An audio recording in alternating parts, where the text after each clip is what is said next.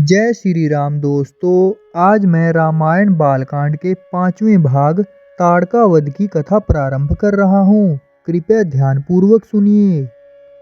प्रातःकाल स्नान, संध्या उपासना आदि कार्यों से निवृत्त होकर राम और लक्ष्मण गुरु विश्वामित्र के साथ सरिता तट पर पहुँचे। एक वनवासी मुनि ने विश्वामित्र के साथ 2 सुकुमार बालकों को देखा तथा उनका परिचय प्राप्त कर वे एक छोटी सी सुंदर नौका ले आए और विश्वामित्र से बोले, हे मुनिराज, आप इन राजकुमारों के साथ इस नौका पर बैठकर सरिता पार कर लीजिए। विश्वामित्र जी ने उस मुनि को धन्यवाद दिया और राम तथा लक्ष्मण के साथ नौका पर सवार हो गए। इस प्रकार वे सागर से मिलन की आतुरता में कलकल नाद के साथ दौड़ती जा रही उस नदी को पार कर गए। नदी के उस पार एक भयानक वन था। उस वन को देखकर राम बोले, गुरुदेव, यह तो बड़ा भयंकर वन है। सभी ओर से सिंह, व्याघ्र आदि हिंसक पशुओं के दहाड़ने और हाथियों के चिंघाड़ने की ध्वनि आ रही है। जंगली सूअर, भालू, वन भैंसे आदि वन्य प्राणी भ्रमण करते दृष्टिगत हो रहे हैं। वृक्षों की सघनता के कारण सूर्य का प्रकाश इस वन के भीतर घुसने का साहस नहीं कर पा रहा है और इसी कारणवश चारों ओर अंधकार हो रहा है। इस अति दुर्गम वन का क्या नाम है? राम के इस प्रश्न का उत्तर विश्वामित्र ने इस प्रकार दिया, हे राघव, पूर्व काल में इस स्थान में वन न होकर मलदा और करूप नाम के 2 बड़े समृद्ध राज्य हुआ करते थे। दोनों ही राज्य ऊंची ऊंची अटालिकाओं, वीथिकाओं तथा सुंदर पथों से सुशोभित थे तथा धन धान्य और समृद्धि से परिपूर्ण थे। दूर दूर के व्यापारी यहाँ पर व्यापार करने आया करते थे, किंतु ताड़का नामक एक यक्ष कन्या ने उन दोनों राज्यों का विनाश कर दिया। ऋषि विश्वामित्र ने आगे बताया, ताड़का कोई साधारण स्त्री न होकर सुंद नाम के राक्षस की पत्नी और मारीच नामक राक्षस की माता है। उसके शरीर में 1000 हाथियों के बराबर बल है और वह अत्यंत पराक्रमी और शक्तिशाली है। इस प्रदेश को नष्ट करने के पश्चात ताड़का ने अपने पुत्र मारीच के साथ मिलकर यहाँ के समस्त निवासियों को मारकर खा डाला। अब उनके भय से यहाँ 2-2 कोस दूर तक किसी मनुष्य की परछाई भी दिखाई नहीं देती। भूलवश यदि कोई यहाँ आ भी जाए तो जीवित नहीं लौट पाता। उसी ताड़का का संहार करने के लिए ही मैं तुम्हें यहाँ लाया हूँ। राम ने आश्चर्य से पूछा, गुरुदेव, स्त्रियां तो कोमल और दुर्बल होती हैं, फिर ताड़का में 1000 हाथियों का बल कैसे आ गया? ऐसा प्रतीत होता है कि अवश्य कुछ न कुछ रहस्य है।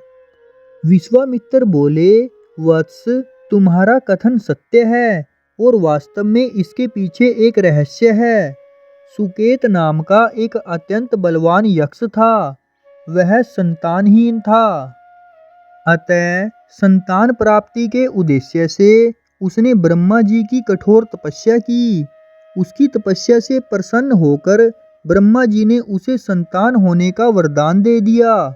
परिणाम स्वरूप ताड़का का जन्म हुआ। सुकेतु के द्वारा ताड़का के अत्यंत बली होने का वर मांगने पर ब्रह्मा जी ने उसके शरीर में 1000 हाथियों का बल दे दिया। विवाह योग्य आयु होने पर सुकेतु ने ताड़का का विवाह सुंद नामक राक्षस से कर दिया और उससे मारीच का जन्म हुआ। मारीच भी अपनी माता के समान बलवान और पराक्रमी था। वह सुंद राक्षस का पुत्र होकर भी स्वयं राक्षस नहीं था, किंतु बाल्यकाल में वह बहुत उपद्रवी था। ऋषि मुनियों को एक कारण कष्ट दिया करता था। उसके उपद्रवों से त्रस्त होकर एक दिन अगस्त्य मुनि ने उसे राक्षस हो जाने का शाप दे दिया।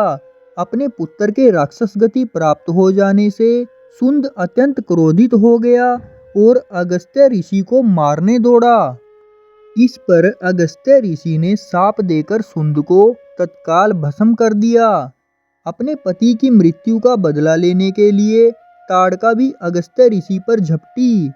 इस पर अगस्त्य ऋषि ने शाप देकर ताड़का के सौंदर्य को नष्ट कर दिया और वह अत्यंत कुरूप हो गई। अपनी कुरूपता को देखकर और अपने पति की मृत्यु का बदला लेने के लिए ताड़का ने अगस्त्य मुनि के आश्रम को नष्ट करने का संकल्प किया है। अतः हे राम, मैं तुम्हें आज्ञा देता हूँ कि तुम ताड़का का वध करो। तुम्हारे अतिरिक्त इसका वध कोई भी नहीं कर सकता। अपने मन से यह विचार निकाल दो कि यह स्त्री है और स्त्री का वध मैं कैसे करूं। स्त्री के रूप में यह एक घोर पाप है और पाप को नष्ट करने में कोई पाप नहीं होता। समस्त संशय को त्याग कर मेरी आज्ञा से तुम इस पापनी का संहार कर दो। राम ने कहा, गुरुदेव, आपकी आज्ञा मुझे शिरोधार्य है। समस्त मानवों के कल्याण के लिए मैं अवश्य ही ताड़का का वध करूंगा। इतना कहकर राम ने अपने धनुष पर बाण रखकर उसकी प्रत्यंचा को कान तक खींचकर भयंकर टंकार किया। टंकार से उत्पन्न ध्वनि से समस्त वन प्रांत गुंजायमान हो उठा। वन्य प्राणी भयभीत होकर इधर उधर भागने लगे। इस प्रकार की अप्रत्याशित खलबली मची देखकर ताड़का क्रोध से भर उठी। धनुष ताने राम को देखते ही इस विचार से कि कोई अपरिचित कुमार उसके साम्राज्य पर आधिपत्य करना चाहता है, वह क्रोध से पागल हो गई। राम पर आक्रमण करने के लिए वह तीव्र गति से उन पर झपटी। ताड़का को अपनी ओर आते देखकर राम ने लक्ष्मण से कहा, हे सौमित्र, ताड़ के वृक्ष जैसी विशाल और विकराल मुख वाली इस राक्षसी का शरीर कितना कुरूप है। इसकी मुख मुद्रा देखकर ही प्रतीत होता है कि यह बड़ी हिंसक है और निरीह प्राणियों की हत्या करके उनका रक्तपान करने में इसे बहुत आनंद आता होगा। तुम एक तरफ सावधान होकर खड़े हो जाओ और देखो कि कैसे इसे मैं अभी यमलोक भेजता हूँ। विकराल देह धारिणी ताड़का अपने बड़े बड़े दांत चमकाती भुजाओं को फैलाए हुए द्रुतगामी बिजली की तरह राम और लक्ष्मण पर अत्यंत तीव्रता के साथ झपटी। राम इस भयंकर आक्रमण के लिए पहले से ही तत्पर थे। उन्होंने तीक्ष्ण बाण चलाकर उसके हृदय को छलनी कर दिया। उसके वक्ष स्थल से गरम गरम रक्त की धारा प्रवाहित हो उठी।